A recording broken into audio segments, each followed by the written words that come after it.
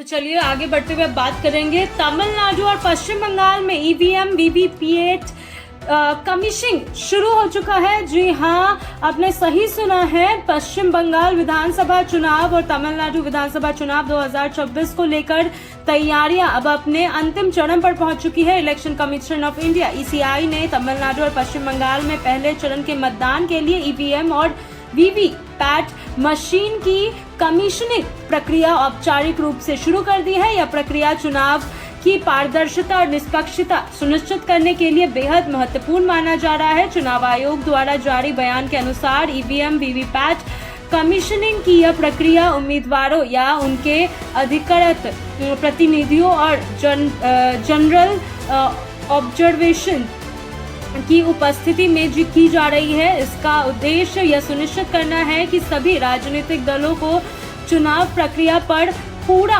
भरोसा हो और किसी भी प्रकार की गड़बड़ी या संदेह की गुंजाइश न रहे।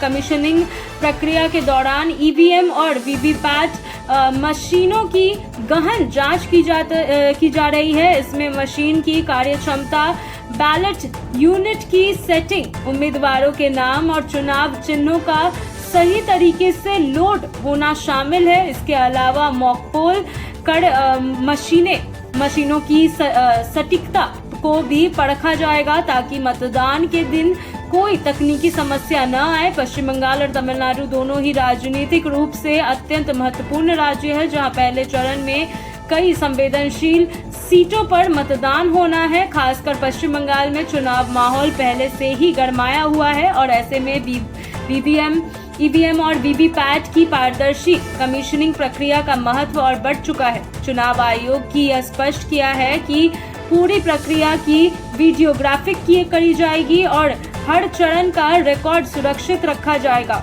यदि किसी उम्मीदवार या पार्टी को किसी मिशन पर आपत्ति होती है तो उसे तुरंत बदला जा सकता है। यह कदम चुनाव प्रक्रिया में विश्वास बनाए रखने के लिए उठाया गया है। विशेषज्ञों का मानना है कि ईवीएम और वीवीपैट के इस्तेमाल से चुनाव प्रक्रिया अधिक तेज, सटीक और पारदर्शी बनी रहेगी। वीवीपैट के जरिए मतदाता यह देख सकते हैं कि उसका वोट सही उम्मीदवार को गया है या नहीं, जिससे चुनावी प्रक्रिया में पारदर्शिता और बढ़ती है। आगामी दिनों में जैसे जैसे मतदान की तारीख नजदीक आएगी वैसे वैसे सुरक्षा व्यवस्था, पोलिंग स्टाफ की तैनाती और मतदान केंद्रों की तैयारी भी तेज होती जाएगी। चुनाव आयोग ने साफ किया है कि वह स्वतंत्र, निष्पक्ष और शांतिपूर्ण चुनाव करने के लिए पूरी तरह प्रतिबद्ध है।